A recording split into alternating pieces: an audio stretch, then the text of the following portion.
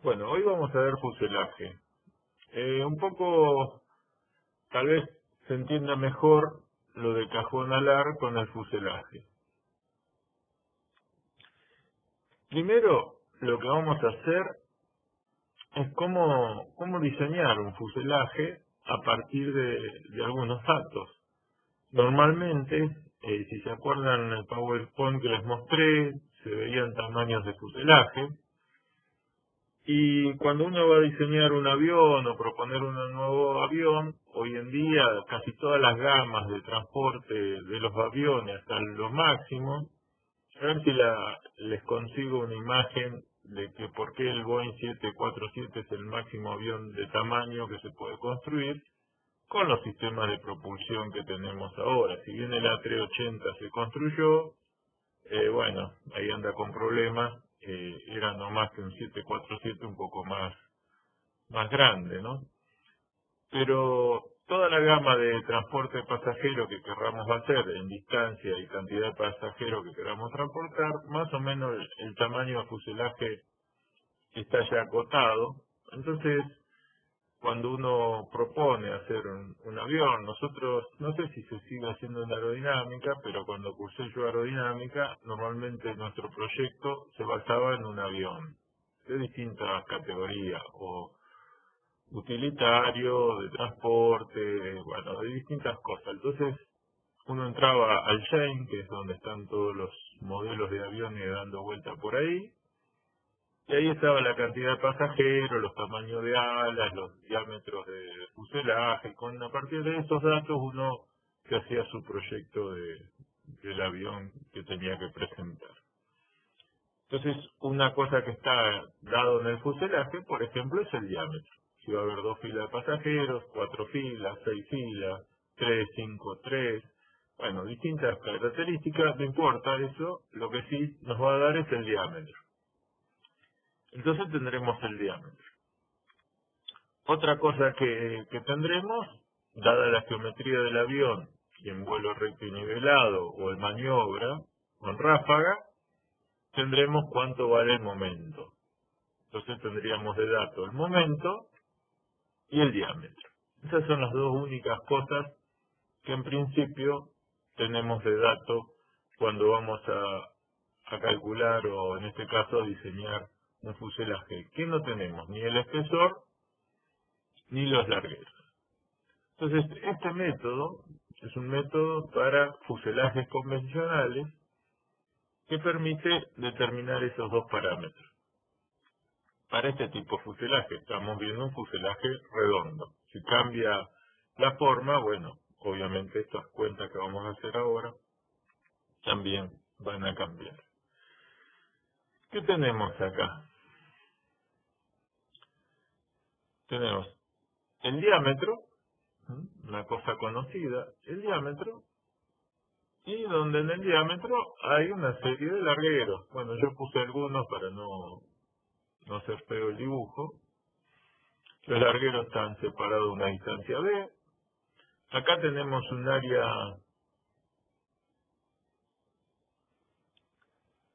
área de compresión concentrado. Es como si todas las áreas de los largueros y la chapa, el ancho efectivo de la chapa, estuviese concentrada en un punto. Lo mismo en la parte de tracción. Tenemos todo concentrado. Vamos a considerar que podríamos concentrar todo en un punto, área de tracción. Que eso va a estar a una distancia D, que no conocemos. Y la máxima tensión que vería el fuselaje si estamos en el momento de diseño, que es el dato que nos dan, de las fuerzas aerodinámicas, obtenemos el momento de diseño, lo máximo que puede aguantar un larguero, por ejemplo, es 100 MACO. El máximo sería 100 MACO. Fíjense que acá lo bueno es que todos los largueros debemos tratar de que sean iguales, y además todos trabajan igual, todos trabajan a 100 MACO. Acá no hay ninguno que trabaje a 100 más cc porque no hay esquina, salvo que cambie la forma del fuselaje. Después vamos a ver un ejemplo para hacer a mano rápido, donde sí tengo alguna esquina. Pero en principio acá no, todos van a tener como máxima carga el SIGMA-CO. Entonces vamos a considerar que donde tengo el área, donde tengo el área concentrada, el área de compresión, actúa una tensión que la vamos a llamar sigma C.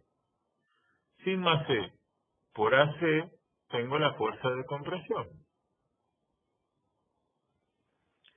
Después tendremos el área de tracción y una sigma T de tracción, que no tiene por qué ser igual a la sigma C. Lo que va a ser igual es que el área de tracción por el sigma T va a generar una fuerza T, fuerza de tracción, tal que me genere una cupla.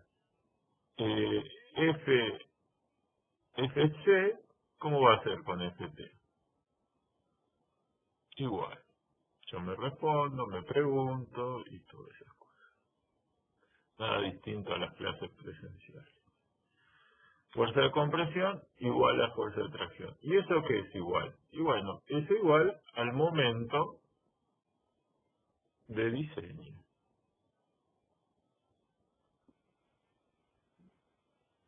Yo pudiese concentrar toda la fuerza de un centro de presión, donde esté toda la fuerza de compresión y toda la fuerza de tracción, y la tensión, supiese la tensión ahí, genero la fuerza, que es igual a la sumatoria de todas las fuerzas de compresión por su área, más todas las fuerzas de tracción por su brazo de palanca, perdón, no por su área. Las fuerzas de compresión por su brazo de palanca, más la fuerza de tracción por su brazo de palanca. En cambio acá, de hacer sumatoria, tenemos que concentrar en dos puntos, porque estamos tratando de diseñar. Bueno, esta es la idea de diseñar esto. El único dato es el diámetro y el momento de diseño. Si no hay pregunta, que no la va a haber, seguimos. ¿Cómo es el área de compresión? El área de compresión va a ser la sumatoria de las áreas de los largueros más dos anchos colaborantes por T. Si yo hago toda la sumatoria de todos los largueros, ¿cómo sé lo que están a compresión? Bueno, me olvidé de hablar de la excentricidad. El eje neutro, el eje neutro está a una distancia E. Acá estaría el eje neutro. Al ver el eje neutro yo puedo contar la cantidad de largueros que están por arriba. Fíjense, si fuese simétrico, la parte de compresión tiene dos largueros más que la parte de tracción, al bajar el eje, como se ve en la figura esta, ¿no? Acá tendríamos 1, 2, 3, 4, 5, y acá tendríamos 1, 2, 3. En realidad, es anecdótico esto, un fuselaje tiene capaz que tenga 30, 40, 50, 80 largueros. Pero bueno, es para que vean que los largueros de compresión siempre son más, y eso es más porque como la chapa se arruga y pandea, disminuye el área de compresión y eso hace que el eje neutro baje. El área de tracción directamente es el larguero por la separación entre largueros. B sobre 2 más B sobre 2 me da B. Por eso es B por T. Bueno, acá está lo escrito. L es el desplazamiento del eje neutro, MD es el momento de diseño. Entonces, como les dije hoy, si uno separa en el área de tracción, tengo AC por sigma C por D, es el momento. O me paro acá y AT por sigma T por D es el brazo de palanca.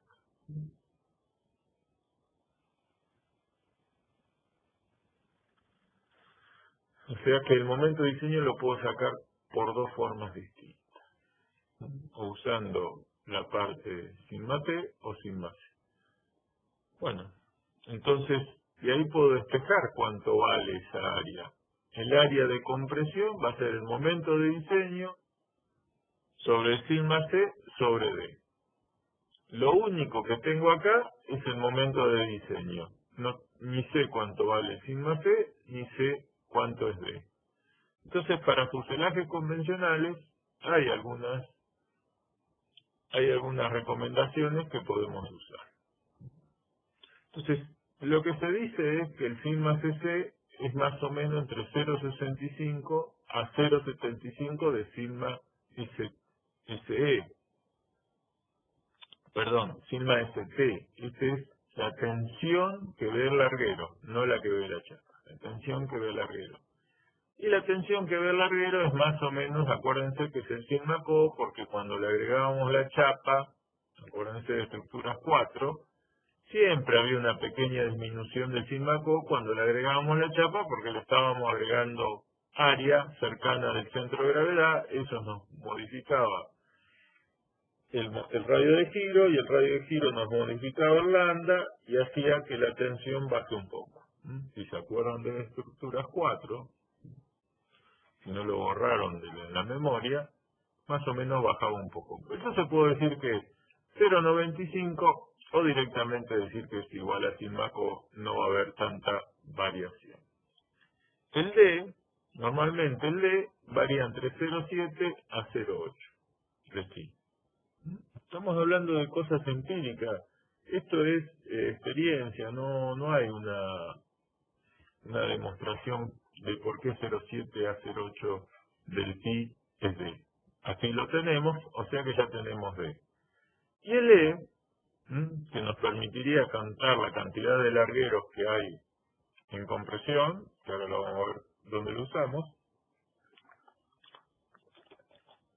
varía entre 5 al 12% del diámetro, es lo que baja normalmente. B es una separación típica. Esto es como cuando les decía que las costillas estaban cada 1 metro, cada 45 pulgadas, o lo que sea. Acá, bueno, las cuadernas del avión normalmente están más cerca, ¿no? La separación de las cuadernas es un asiento. Si ustedes miran cuánto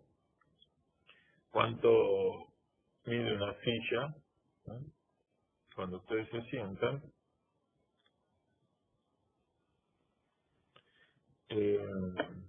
más o menos anda entre 45 y 50 centímetros. O sea que más o menos son 20 pulgadas, 25 pulgadas. Pero bueno, esto es separación entre largueros, son 4 a 5 pulgadas, estaríamos entre 10 centímetros más o menos. Si uno, cuando vayan a algún museo de aviones, siempre hay algún avión cortado. La última vez que estuve en Seattle, en el de Boeing, que realmente se los recomiendo si alguna vez tienen la suerte de ir a Seattle, vayan a visitar el museo de Boeing, porque realmente está muy bueno. Y ahí hay fuselajes cortados de 737 y uno puede comprobar estas cosas, ¿no? Que están a esa distancia. El área de el A sub I va a ser A0I, que en realidad es A0 porque los largueros son iguales, así que nadie va a poner larguero distinto. No quiere decir que no haya, siempre hay alguno que se les ocurre hacer cosas raras, pero imagínense, machando tantos largueros o pegando, normalmente son iguales. Salvo alguno en la línea de piso, podría ser, o en la línea de ventanilla, que cambie y sean largueros distintos. Acá tenemos que el acero es 2 omega IT, donde el B sub I, que sería el WI, que es el ancho colaborante. Bueno, acá me faltó la E. El ancho colaborante tiene metido la tensión ahí. Como nosotros no vamos a tratar de despejar la tensión en cada punto, porque no tenemos. Cuando uno no tiene que diseñar algo, tiene que acotar, porque si no tenemos tantas variables que no llegamos al resultado. Entonces lo que vamos a hacer es usar acá sí, por fin, el 20T. El famoso 20T, que para ingeniería civil o mecánica es 15T, lo nuestro siempre vamos un poquito más, nos arriesgamos un poquito más porque queremos volar, el 20T lo metemos acá. Entonces tenemos que el área de cada larguero va a ser una constante, que es el área del larguero más el 40T al cuadrado. Esto sería, bueno, lo que antes llamábamos área efectiva. En realidad tendría que haber puesto área efectiva. Y son todas iguales. Todos los largueros que están a compresión, independiente que estén a distinta tensión, porque en la realidad están a distinta tensión, vale lo mismo. O sea que suponemos que el ancho colaborante de todo, para que se entienda, si uno ve acá la tensión a lo largo de los largueros, si subo para arriba va variando. Y nosotros acabamos de decir que el ancho colaborante de todos es el mismo. ¿Pasa eso en la realidad? No pasa eso. Salvo que, supónganse que estén todos pasados, podría ser. Pero esta es una aproximación. Queremos determinar el espesor del fuselaje. Entonces vamos a aproximar diciendo que conozco todos los anchos colaborantes y toda la tensión de los puntos. Entonces, si eso es constante, si es constante, lo único que tenemos que hacer para sacar el área sería multiplicarlos por el número de largueros. Pero no sabemos cuántos largueros hay. Elegimos un larguero. Elegimos un larguero para sacar el sigma co, como hicimos allá arriba. Entonces, el número total de largueros, el número total va a ser el diámetro, que sí lo tenemos, por pi, nos da todo el perímetro. Dividido b, que lo elegimos entre 4, 5, 4,5, 4 o 5, y tenemos el número total de largueros. Lo único que sé es que el número de largueros a compresión va a ser mayor que la mitad de los largueros, ya lo vimos arriba. Como yo propongo un eje neutro, los puedo contar, o a lo sumo hacer que son iguales, que el número de largueros a compresión es igual al número total dividido 2 y listo para hacer los cálculos. ¿Qué me cambia eso? Nada, porque en realidad acá estaríamos haciendo conservativo, pero fuimos favorables al considerar que todos tenían el mismo ancho colaborante. Un punto de baja tensión o de alta tensión tiene el mismo ancho colaborante. Entonces, el área de compresión es el número de largueros por el área de compresión. O sea, NC por A0, NC por 40T al cuadrado. Y eso va a ser igual al momento de diseño sobre el sigma C, que lo calculamos, era el 0,8, no me acuerdo, que estaba arriba del sigma CO. Debemos elegir un larguero. ¿Qué larguero? Bueno, un estándar. Vamos a una tabla, sacamos un larguero, le calculamos el sigma CO y con el sigma CO calculamos el sigma D, el sigma C. El D lo tenemos porque tenemos el diámetro, lo aproximamos. Entonces, de ahí despejamos T, haciendo que el número de largueros a compresión, ¿sí? ¿Alguien habló o no? No, nadie habló. El número de largueros a compresión es el número total dividido 2, de ahí despejamos T. Tengan cuidado acá que podría ser que T le dé imaginario si AC menos NC por A0 le llega a dar negativo, va a haber un error ahí. Bueno, acá sacamos un espesor que no sabemos si es el que va a funcionar. Nosotros usamos un momento de diseño para calcular ese espesor proponiendo un larguero, proponiendo un eje neutro, proponiendo un montón de cosas. no sabemos si es realmente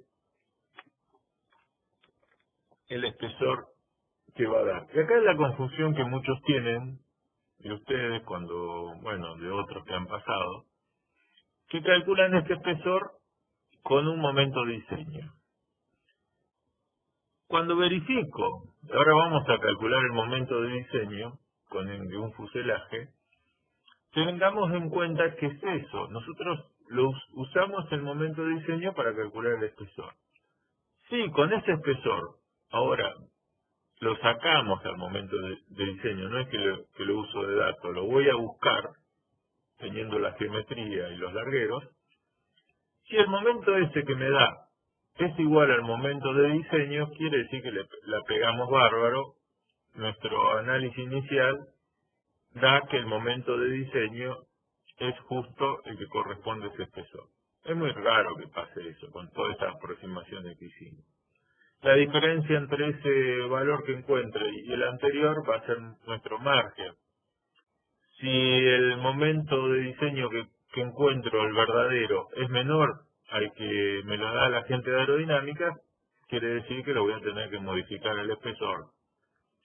Si el nuestro es mayor, tenemos un margen de seguridad, y bueno, lo podemos dejar, porque estamos en una posibilidad de prediseño, estamos prediseñando. Pero no debería ser lo más parecido posible, y lo ideal es que sea igual, que el espesor que proponemos sea igual al que nos daría el cálculo del momento de diseño. Entonces lo que vamos a ver ahora es cómo calculamos o cómo verificamos con la geometría dada. Bueno, Marcos, sí, buen día. ¿Te puedo hacer una consulta?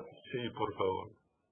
El momento de diseño que, bueno, en este caso lo tenemos o de aerodinámica o lo tenemos como dato, ya es un momento que tiene en cuenta márgenes de seguridad. O sea, no es el momento que está soportando en algún momento dado la estructura, sino que es el momento que soporta más un margen, ¿no?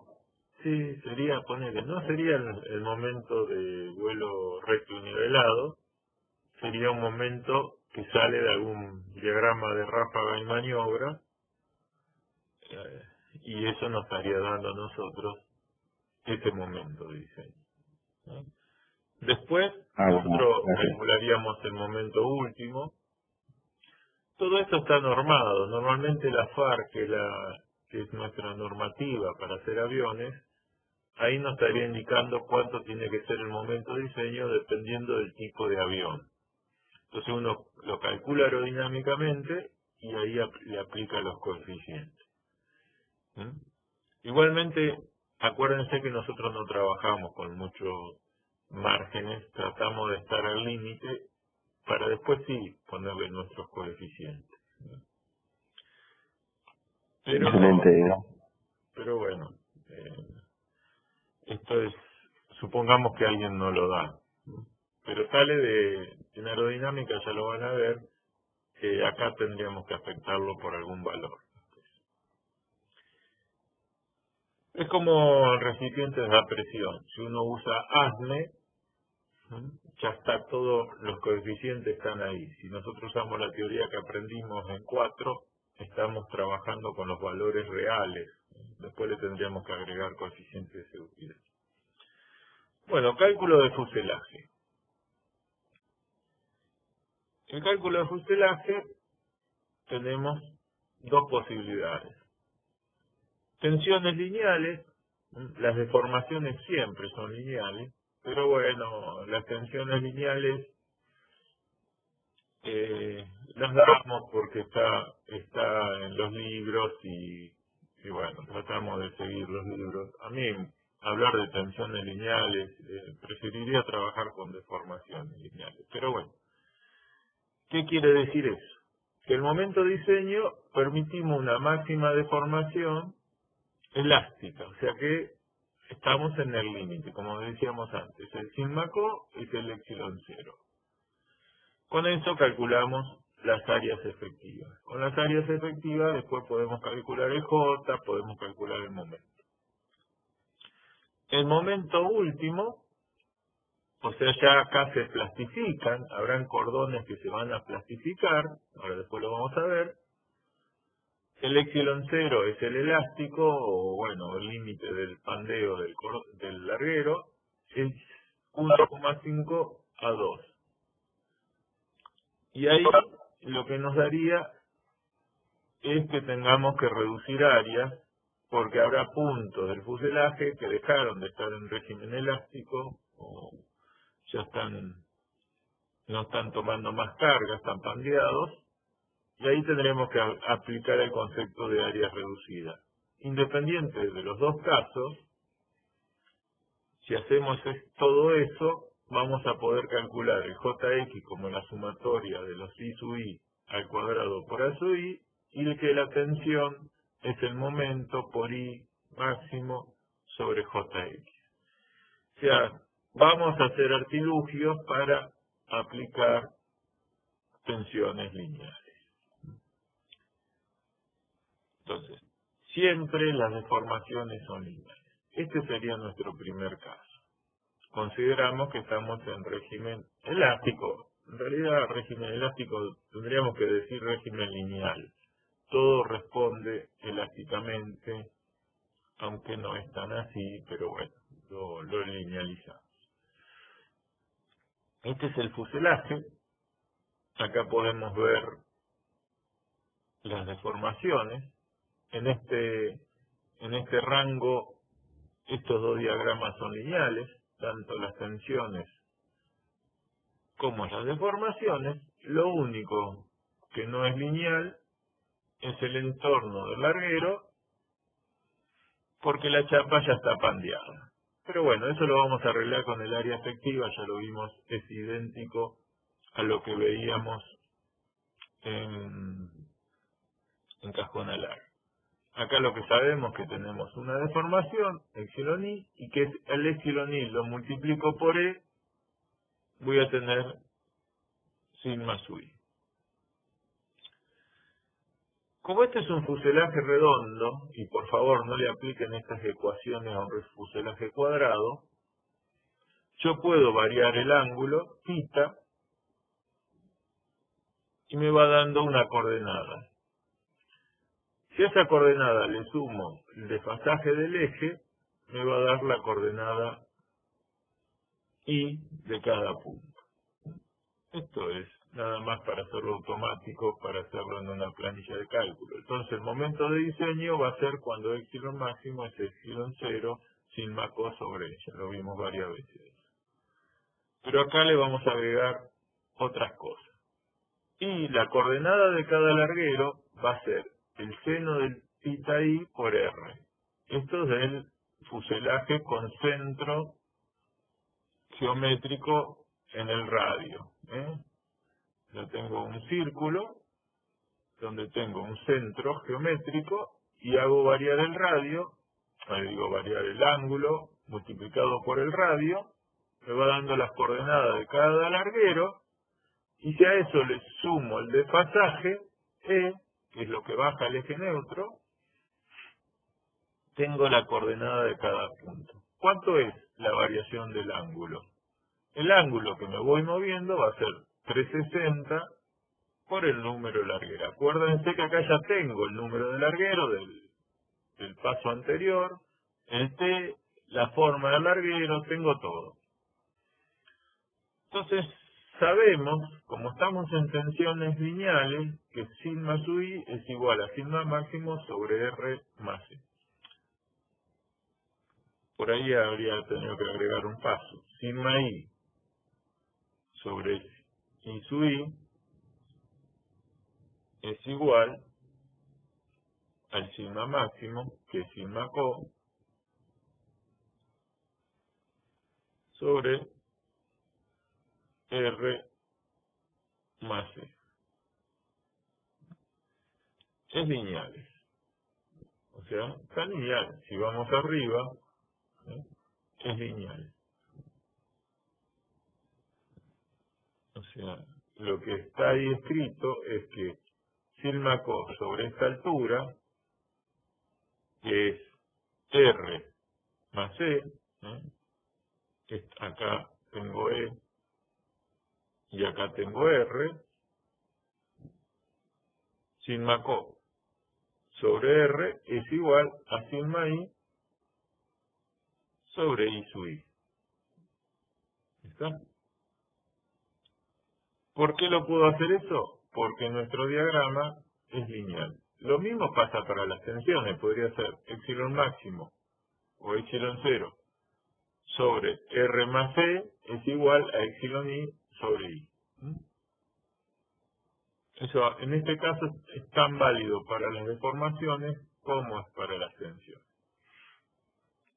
Una vez que tengo eso, fíjense, ahora sí puedo poner el verdadero valor de ancho colaborante de cada larguero, cosa que para el diseño lo supuse a todos iguales.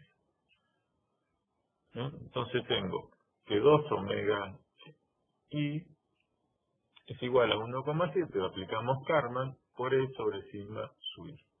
Le pongo el módulo porque en realidad acá me va a dar negativo, porque el I para los de arriba es negativo y para los de abajo es positivo. Entonces hay que tener cuidado dentro de la raíz, porque no voy a poner una tensión negativa, porque ya sabemos qué pasa. Entonces, el área efectiva es el área cero del larguero, que es constante para todo, más 2 omega E I igual a esto que está acá. Fíjense que la coordenada I está dentro, el E está dentro, definitiva, I depende de E y de R. El R lo tengo, E no lo tengo. Lo podría proponer, es lo que vamos a hacer. Si yo propongo a E, automáticamente tengo I sub I. Pero bueno, esto sería si yo quiero despejar E de acá adentro. Fíjense cómo se nos mete la incógnita del eje neutro, se nos mete adentro del área efectiva. Por eso, si le ponemos 40T como hicimos antes, tenemos resuelto el problema. Vuelvo acá. Esto es igual, acá se ve mejor tal vez que en que en cajón alar. La dependencia de la coordenada del larguero está dada por la posición del eje neutro, que en este caso es E. Se remite todo el ejercicio a la única incógnita de E.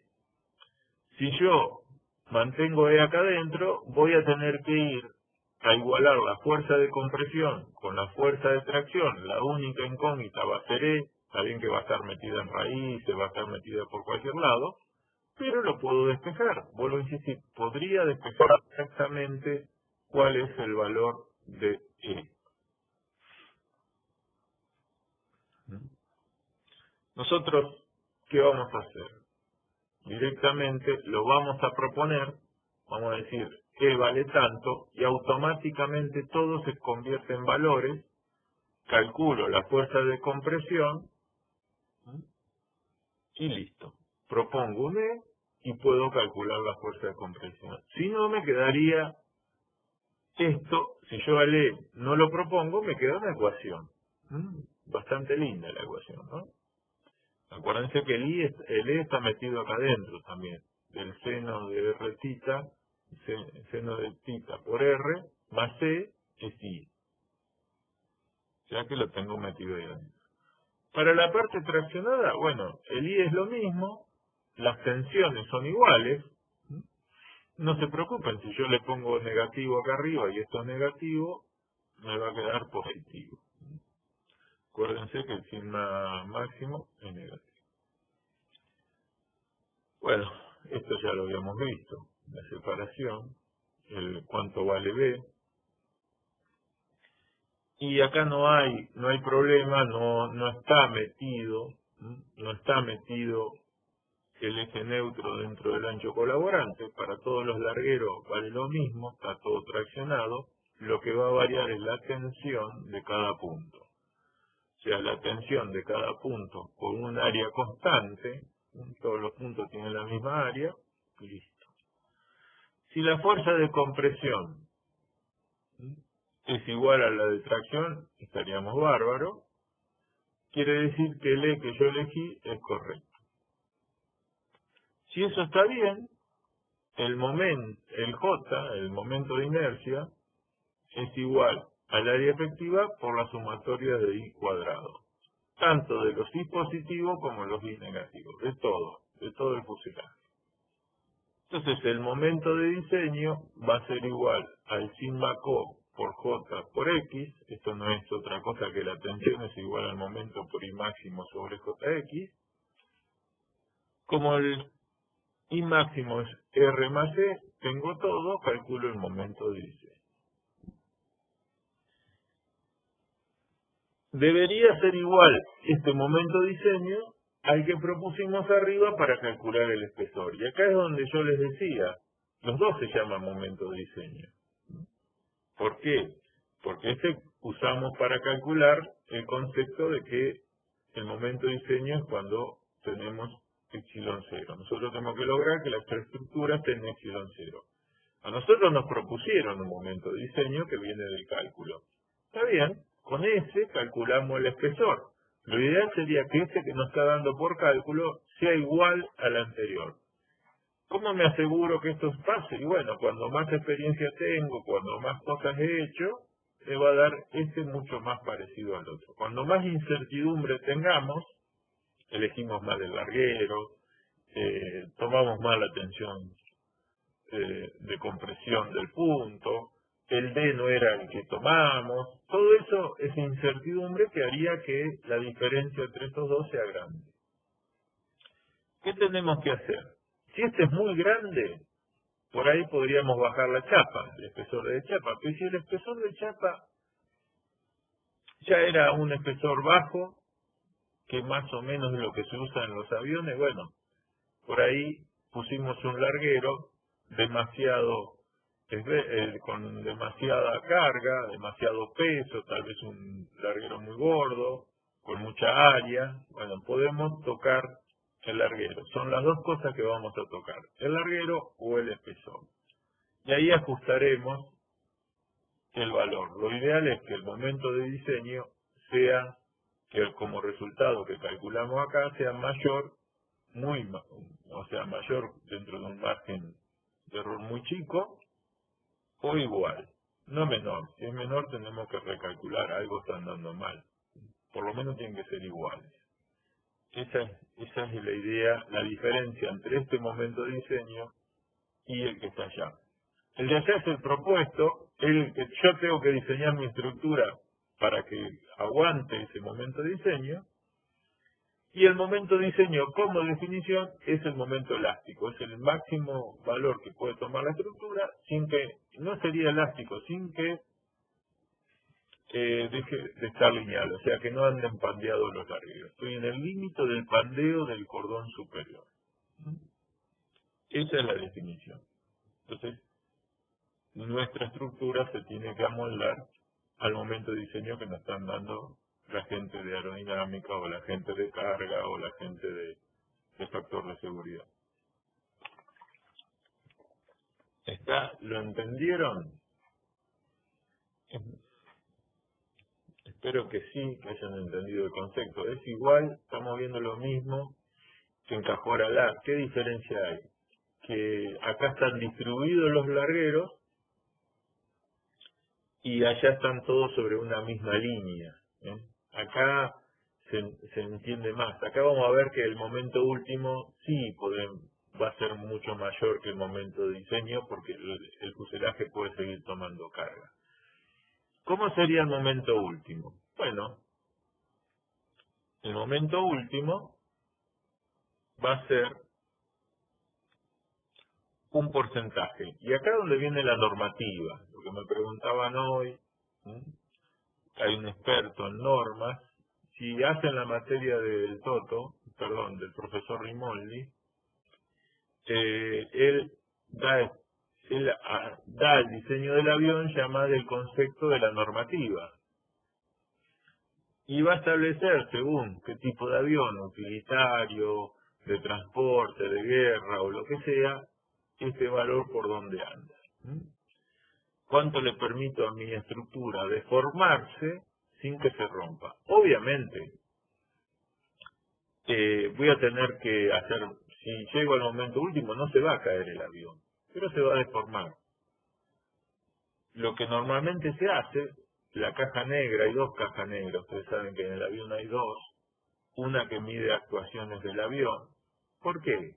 Sí, porque si el piloto se nos metió en una tormenta y que tenía que esquivar, pero tomó una decisión equivocada, últimamente ya no puede hacer esas cosas porque con los radares Doppler sabe muy bien por dónde va y también sabe que corre el riesgo de que eso sea grabado y después le hagan una reprimenda por meterse en lugares donde no se debería meter, pero pueden tener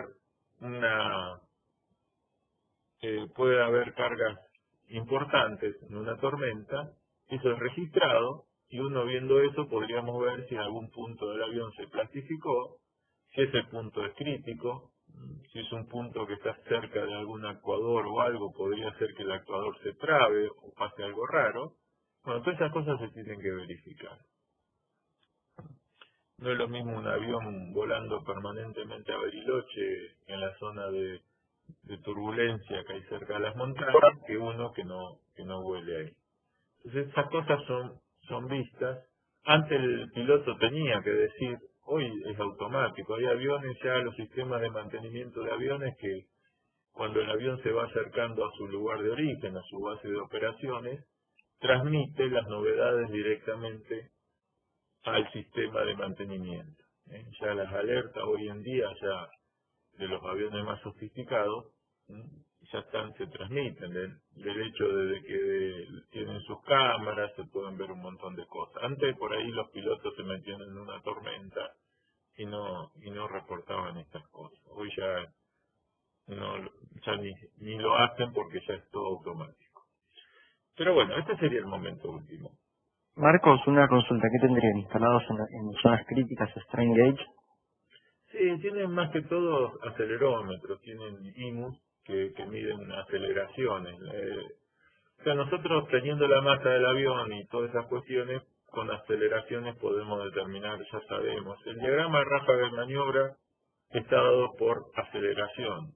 Entonces, está asociada a una aceleración máxima con rango de plasticidad del diagrama. Entonces van a encontrar que superada ciertas n, se mide en n, el factor n es un número que multiplica la aceleración de gravedad, y en el diagrama de ráfaga de maniobra ya están las zonas que se plastifica el avión. Más que todo es medir aceleraciones. No tanto strain gauge porque el strain gauge envejece, tiene problemas, no es muy simple usar strain gauge. Sí se usa en compuestos, se está usando una nueva metodología que también se está usando en los aerogeneradores, en las palas de aerogeneradores, que es poner fibras ópticas. Cuando se está haciendo el compuesto, se suelen poner fibras ópticas y las fibras, por variación de la longitud de onda, hace que podamos tener las deformaciones. Es una de las ventajas del compuesto que permite medir mucho más fácil. Porque poner strain gauge solamente en los aviones de control que quedan en la fábrica, cuando se hace un avión queda monitoreado, sigue volando, para ir encontrando fallas, para adelantarse al uso del avión, es el único que tiene strain gauge. Después no hay strain gauge, salvo en alguna zona crítica de medir presión o algo, podría haber strain gauge. Si se acuerdan y si vieron el video del Comet 4, fíjense que después el avión fue todo instrumentado y ahí detectaron que las ventanillas tenían un 70% de la tensión máxima que soportaban. Es complejo, todo lo que es instrumentación es complejo. Por eso lo bueno de la fibra óptica en los compuestos, que van laminados con el mismo compuesto, la variación de longitud de onda la podemos asociar con la deformación, se calibra y eso sí es fácil. Pero bueno, no es muy común tener instrumentado. Sí aceleración. Hoy en día podemos medir aceleración muy fácilmente. Bueno, ¿cómo hacemos tensiones lineales? Bueno, esto es lo que les decía. Este es nuestro diagrama. Cuando tenemos el momento de diseño, las tensiones son lineales. Cuando tenemos el momento el momento último, estas dejan de ser lineales con cierta altura. Acá lo podemos ver bien, es muy gráfico esto. O sea, acá se fueron plastificando según la altura, se van plastificando los largueros. Entonces ya deja de ser lineal el diagrama. Lo que vamos a hacer nosotros, yo no soy muy amante de esto, pero lo doy porque está así en muchos libros, es linealizarlo. Uno puede jugar y linealizar el diagrama. O sea, es como que no tengo en cuenta que esté esto. Entonces, acá lo vamos a ver después, pero ¿cuál es la idea? Es que la tensión sigma co por el área efectiva de este punto me va a generar una carguita que va a ser igual a la carga de esta tensión por el área reducida. Como la tensión aumenta, el área efectiva la reduzco de manera tal de que generar la misma fuerza a la misma altura. Ese es el concepto de linealizar este diagrama. En el diagrama tensión-deformaciones, es como si yo le dijera a mi material, ahora usted puede seguir lineal, y se viene hasta este punto. Si bien la deformación del punto está acá, y sabemos que el larguero pandeó y no toma más carga, ya dejó de ser lineal, nuestro diagrama sigue lineal hasta ese punto. Linealizamos el diagrama. Es como que nos construimos un nuevo material ideal. Todo para usar la formulita del J, ¿no? Acá se puede ver mejor. Fíjense que las deformaciones siguen siendo lineales. Esto no importa, siempre son lineales. Lo que deja de ser lineal, ¿no?, es el diagrama de tensiones. Fíjense, el sigma I es mayor que el sigma co, entonces el área reducida para tener la misma fuerza va a ser menor que el área efectiva. Entonces, como les decía hoy, para linealizar el diagrama, la carga que me produce sigma co por el área efectiva va a ser igual que la carga que me produce sigma I por el área reducida. Por eso se llama área reducida, porque uno tiene que bajar el área efectiva para tener la misma fuerza. Bueno, acá vemos cómo podemos linealizar. Una vez que hacemos eso,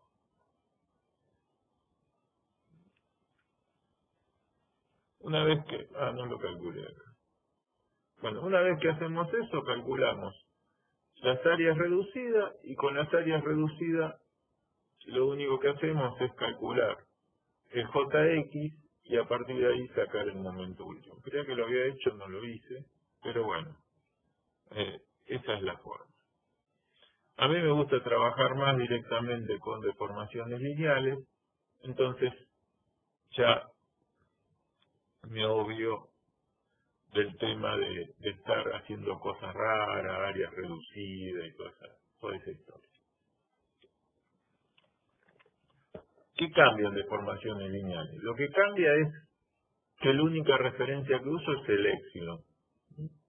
Entonces, a épsilon lo vamos a calcular, ¿cómo calculábamos las tensiones? Esto vale siempre. Esté en régimen lineal, que estén las tensiones del larguero ya pandeados, no me importa. Esto vale siempre, no tiene limitaciones como sí tenía hoy. Antes no puedo poner acá, en este caso, poner sigma co. Fíjense, si yo quisiese poner sigma co, que el sigma co es igual, el sigma co sobre esta altura, es igual a esta tensión por esta altura. No. ¿Por qué? Porque la tensión de ese punto sigue siendo sigma co. No va a valer la relación de altura. ni tampoco con esta, a una tensión que esté por acá abajo. No es lineal la relación entre esta sigma co dividido a esta altura de esta tensión dividido a esta altura. En cambio, cualquier punto de deformación que tome, sí va a seguir valiendo, independiente que hayamos dejado el régimen lineal, aunque se haya pandeado hasta el larguero, la deformación va a seguir siendo lineal. La relación de una deformación de un punto con cualquier otro siempre va a valer. En cambio acá ya no vale. Salvo que haga el artilugio de linealizar las tensiones, de usar un valor ficticio de tensión, porque acá estaríamos usando un valor ficticio, el sigma máximo, y ahí sí vuelvo a tener la linealidad. Pero debo modificar las áreas, ya no trabajo con las verdaderas áreas, entonces no es bueno trabajar con esto porque estamos trabajando sobre cosas que no son reales. En cambio, si nos manejamos con el con el de deformaciones, yo voy a trabajar con la verdadera área que está acá. El área efectiva va a ser la que me va a dar el ancho colaborante por el área con la tensión que le corresponde a este punto. Si este punto está plastificado, será plastificado. Si está en régimen lineal, será epsilon por E y listo. Pero es más fácil verlo con deformaciones. Acá estamos, ¿ven? Lo mismo que antes, el área efectiva, su I, va a ser el área del larguero más el ancho colaborante. Y el área efectiva en tracción va a ser A0 más B por T. ¿Qué tengo que tener en cuenta? Lo único que tengo que tener en cuenta es que si el sigma sub I es igual al sigma co,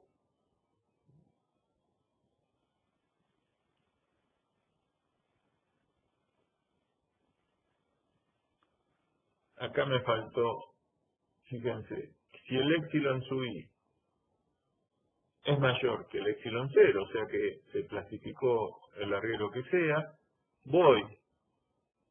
veo la tensión de ese punto, directamente va a ser igual al sigma co. O sea que el ancho colaborante es D sobre sigma co. Si el epsilon sub I es menor que el epsilon 0, directamente la tensión es la deformación por el punto. Lo único que tengo que tener en cuenta es eso. Pero no estoy modificando tensión, usando áreas reducidas, áreas que no son reales. Acá, cuando pongo sigma co, construyo el área del punto real, que es el área efectiva. Esa es la única cuenta que tengo que tener. Y en tracción no cambia. Supónganse que el área, acá hay algo mal, perdón. Los que estudien, si tienen el apunte a mano, acá me faltó el E.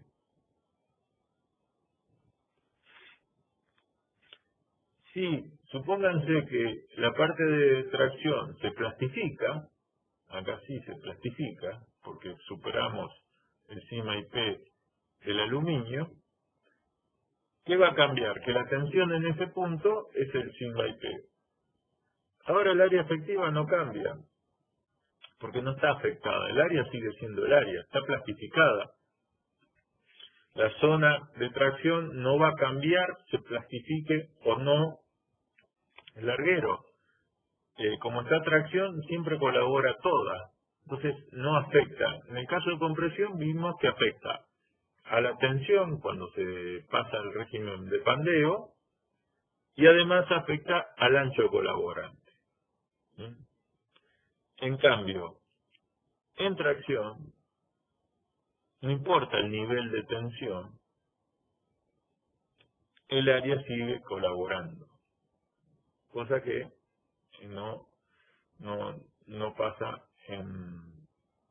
cuando se logra la compresión. Cuando se logra la compresión se clava la tensión, a ver si me entienden, se clava la tensión y mantiene una fuerza. Acá podría seguir tomando carga porque se sigue, salvo que lo planchemos como es este caso, pero el área sigue colaborando. Bueno, lo mismo, calculamos la fuerza de compresión y la fuerza de tracción. Si estas dos son iguales, pues, o tienen un error menor al 2%, calculamos el momento último como la sumatoria de todo eso. Bueno, este sería el diagrama. Que me extraño. Las secciones son planas, siempre son planas, no importa. Si yo agarro una masa de aire acá y la podría deformar un paquete de aire, también serían secciones planas. Si pongo dos placas así y la hago así, el aire que está confinado ahí también se movería plano, eso sería válido. El agua, cualquier, madera, hierro, no importa, distintos materiales, hago una mejunje, lo que sea, lo someto a una deformación, todo es lineal. Ahí las deformaciones son siempre lineales, por suerte. Cuando meto la ley de Hooke, son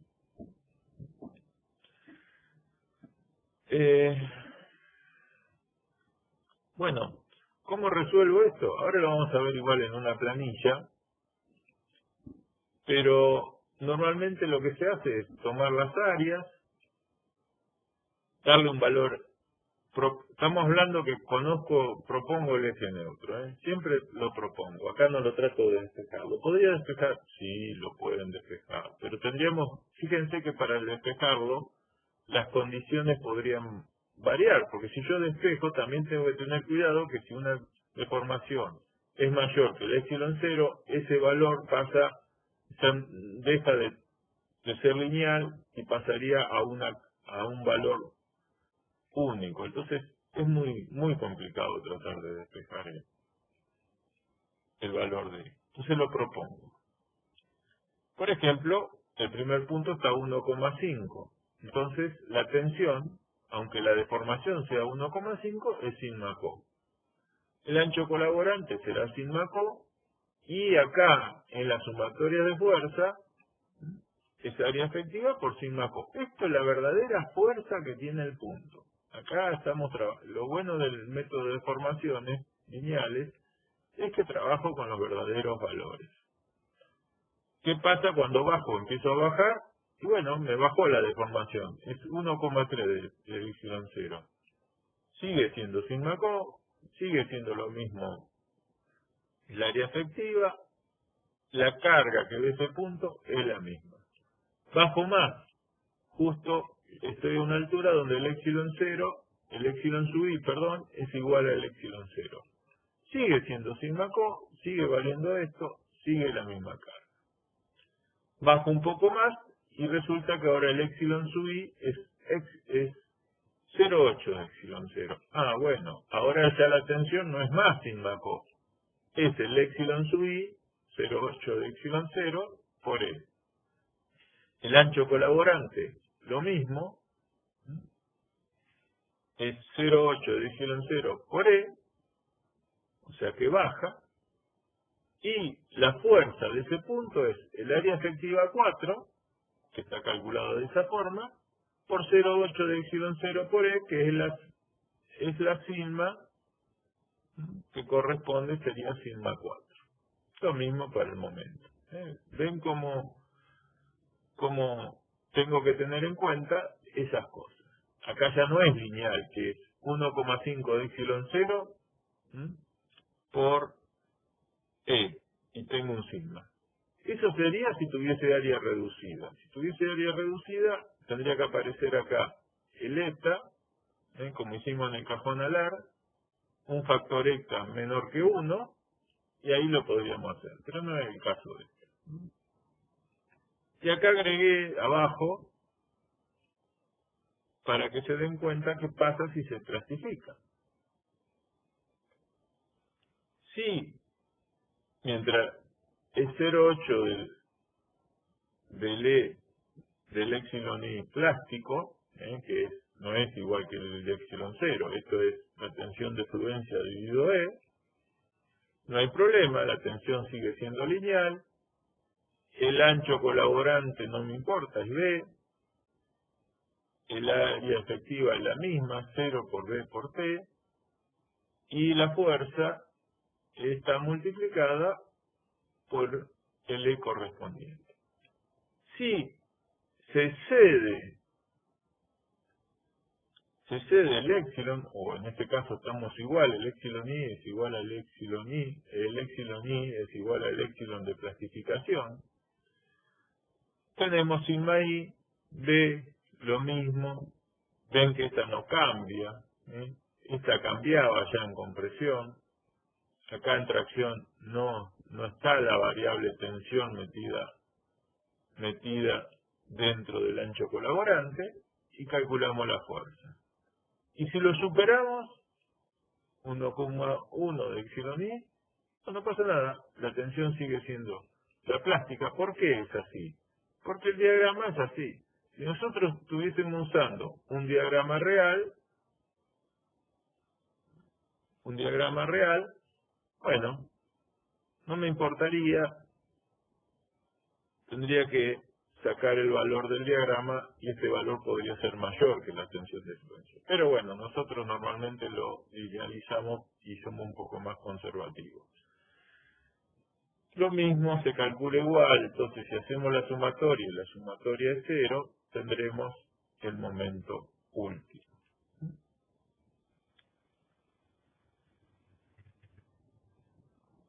Bueno, eso es todo lo que teóricamente se puede explicar del cálculo de fuselaje. No sé si tienen alguna duda, pero bueno, al igual de que en el cajón alar, les voy a mostrar un Excel. Este lo hizo uno de los chicos que cursaba con nosotros, que fue ayudante de estructura, que trabajó en el tronador, en el BEX, y habíamos hecho habíamos hecho. Bueno, yo lo único que hice es controlarlo, él lo hizo para calcular el momento del fuselaje del cohete, ¿no? Pero es idéntico, usando la teoría esta que estamos viendo. Esto es tensión de formación, es deformaciones lineales, está resuelto por deformaciones lineales, y me permite calcular. El programa es un poco más rígido, no es tanto como el de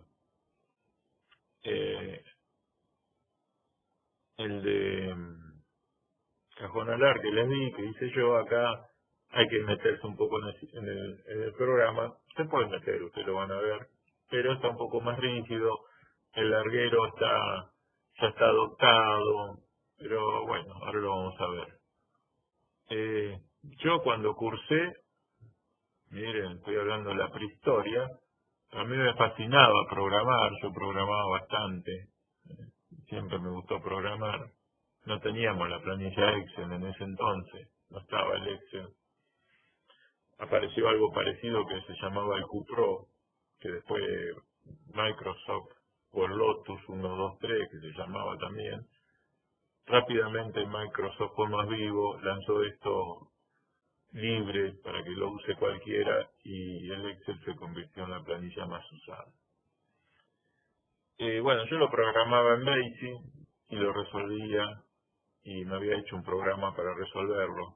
De hecho, me costó algún reto los ayudantes porque tenían ejercicios hechos que decían que estaban bien, y en realidad cuando uno los hacía numéricamente estaban mal los resultados, y me habían corregido mal la práctica, y yo le demostré que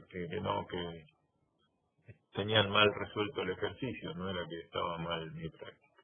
Pero bueno, les quiero decir que si en esa época lo hacíamos con programación, ustedes con más razón la práctica la tienen que hacer con Excel. Bueno, les voy a compartir, si puedo, porque acá siempre me hace lío esto para compartir. Eh,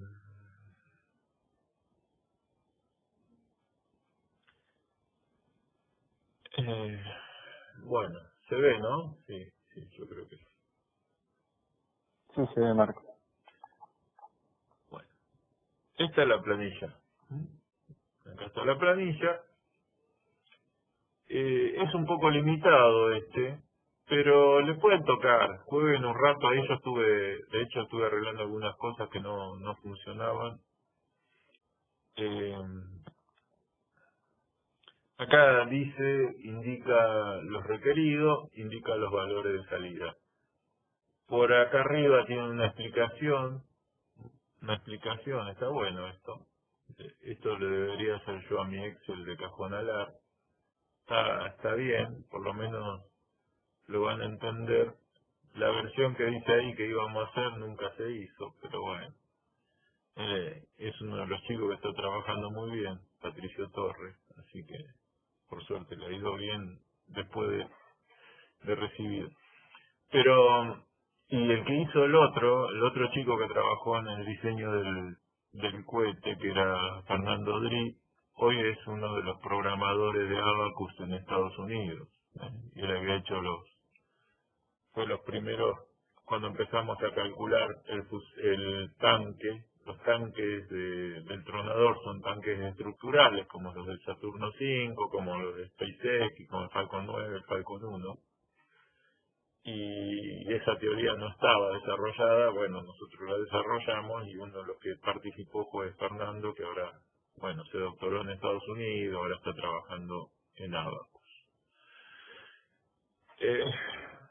O sea que nuestra formación no es tan mala.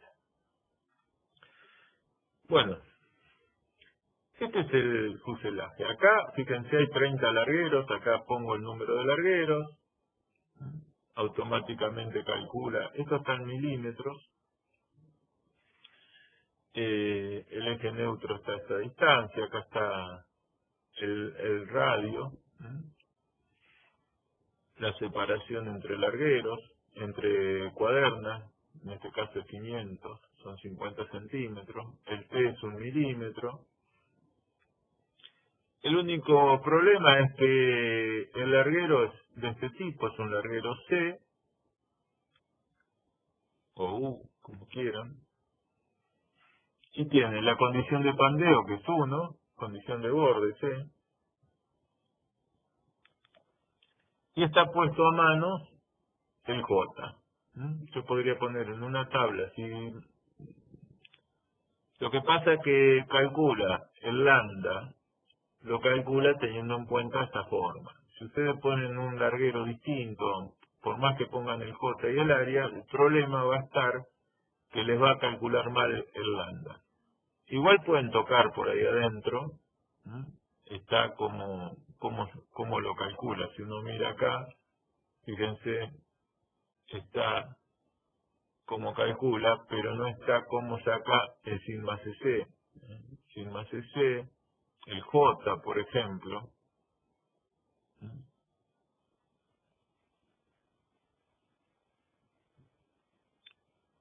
tendríamos que ver cómo calculó el J.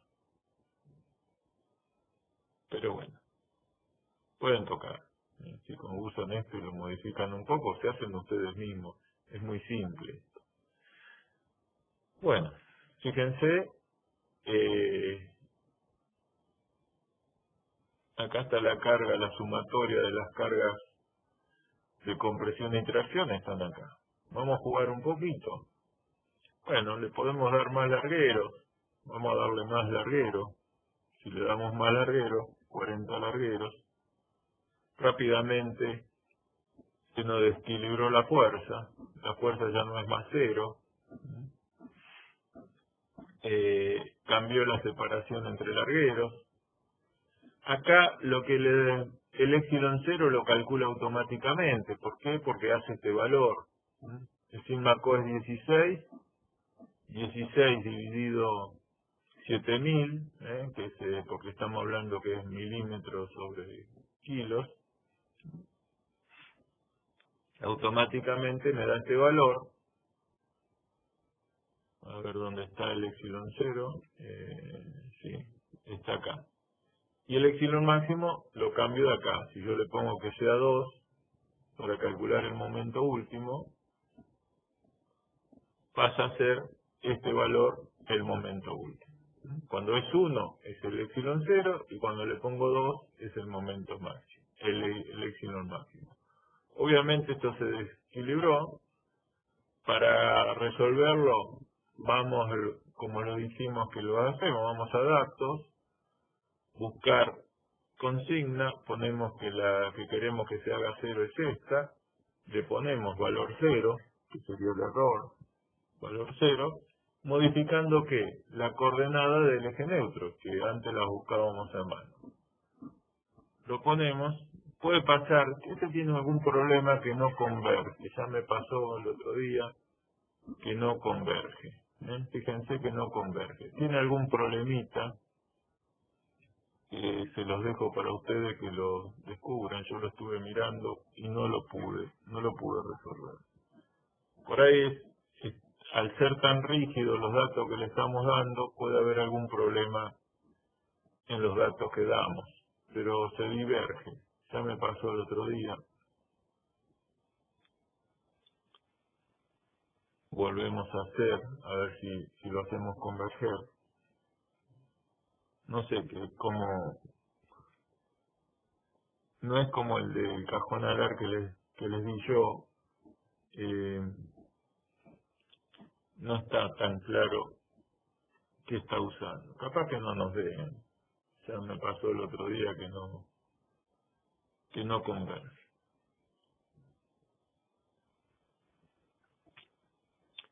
¿Tiene algún problema?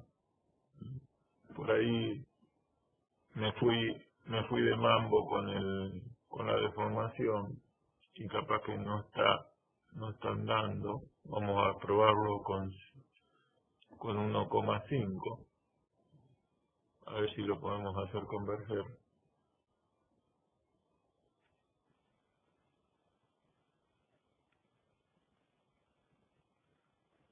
Pero bueno, si a alguno le gusta esto, tiene para entretenerse un rato.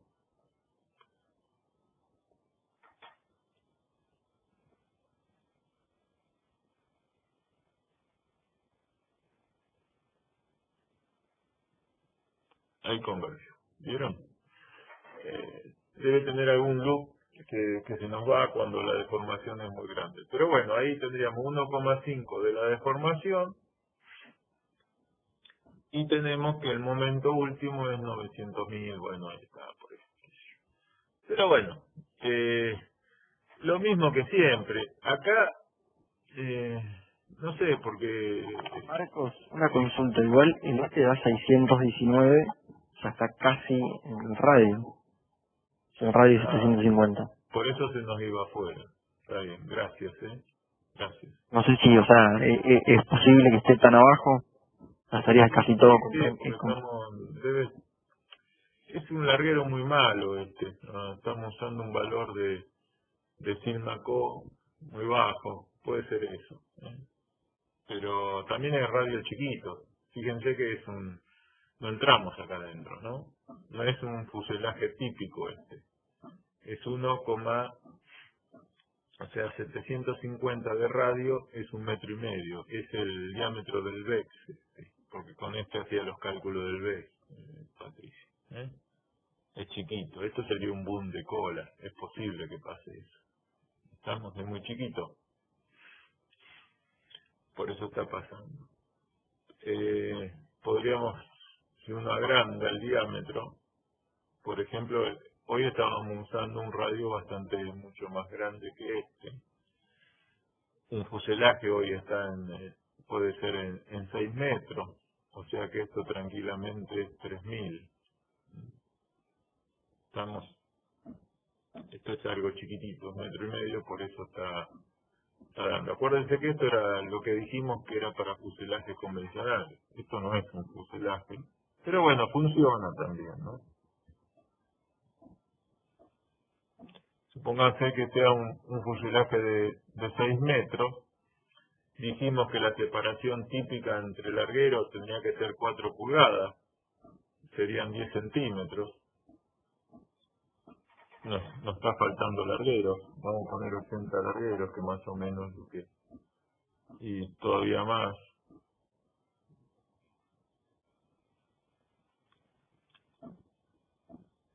Bueno, vamos a dejarlo en esa cantidad de largueros.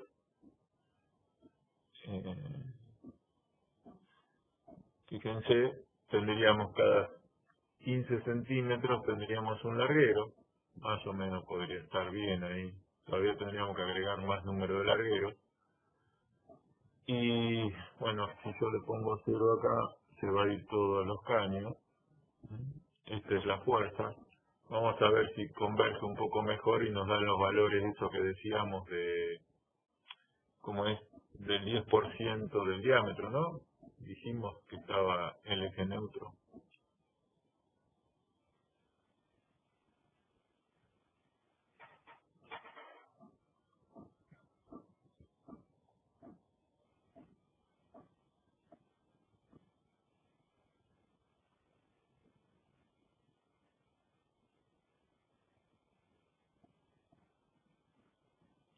Igualmente me parece que algún problema tiene que tener esto. No pudo encontrar.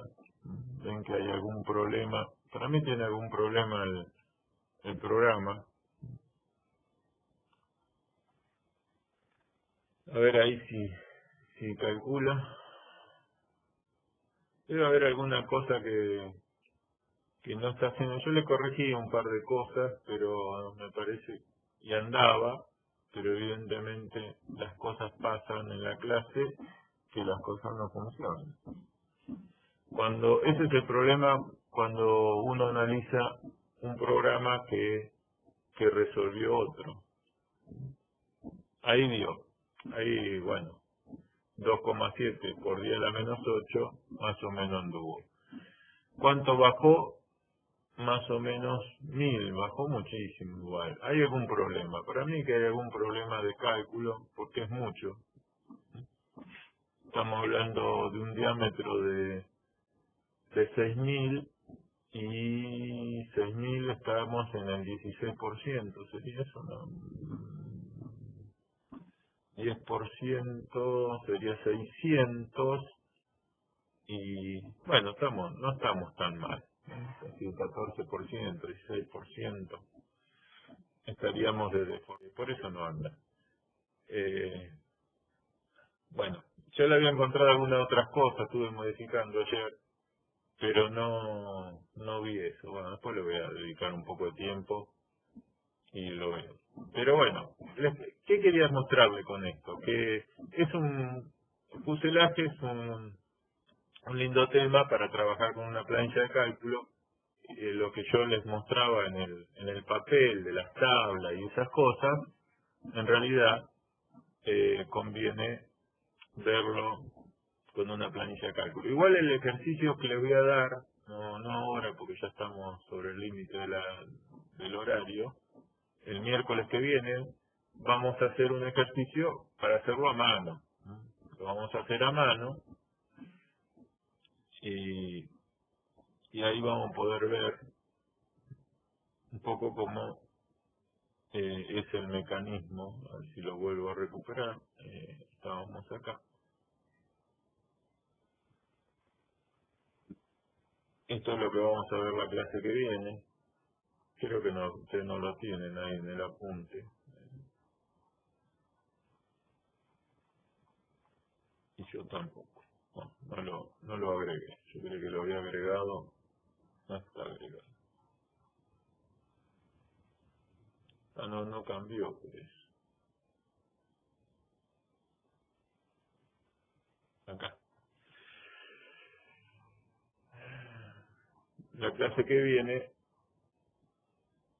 vamos a ver, no sé por qué está oscuro, pero vamos a ver un fuselaje que no es redondo, un fuselaje que no va a ir, no le podría aplicar la planilla que vimos antes porque los puntos estos no van relacionados con el seno de tita.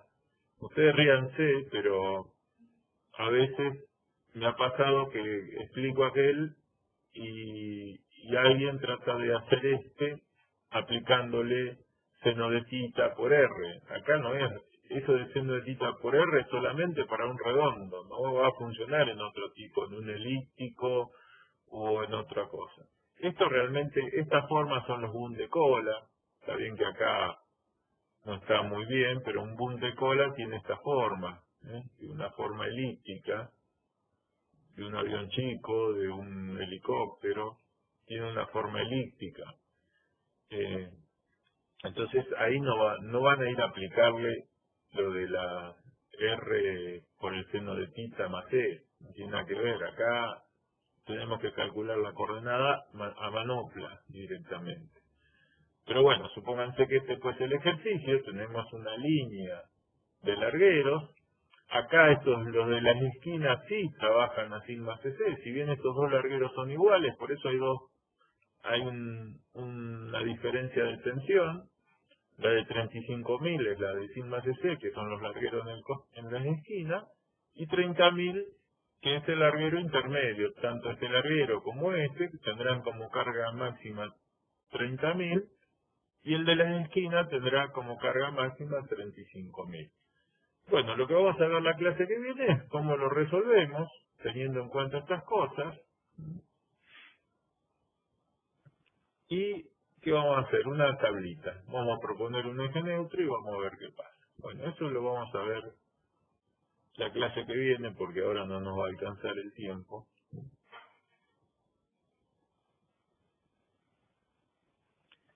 ¿34% era así, es mucho? Sí, bueno, pero el problema está ahí, porque se sigue plastificando el larguero cuando arriba se tendría que, como es, planchar, se sigue tomando carga.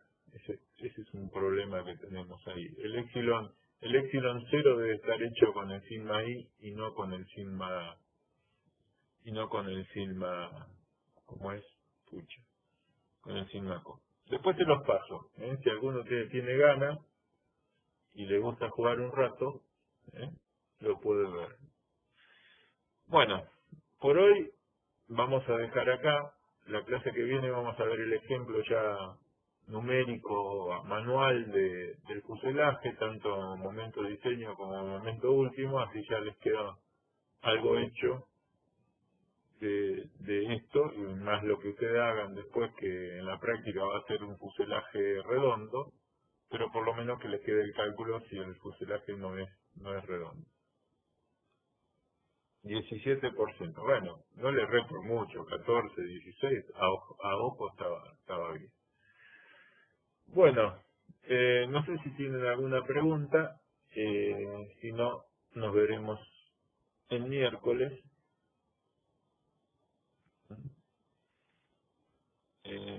No sé, Bueno, Marcos, gracias. no sé cómo le fue en el examen, todavía no me dio reporte Patanela, pero bueno, espero que no hayan tenido problemas. Igual son pruebas, no tomen esto como lo definitivo, estamos aprendiendo ustedes a rendir de esa forma y nosotros a evaluar de esa forma. Y la única forma de ajustar algo es haciendo, y los errores son aprendizaje, no son problemas. Bueno, ninguna pregunta.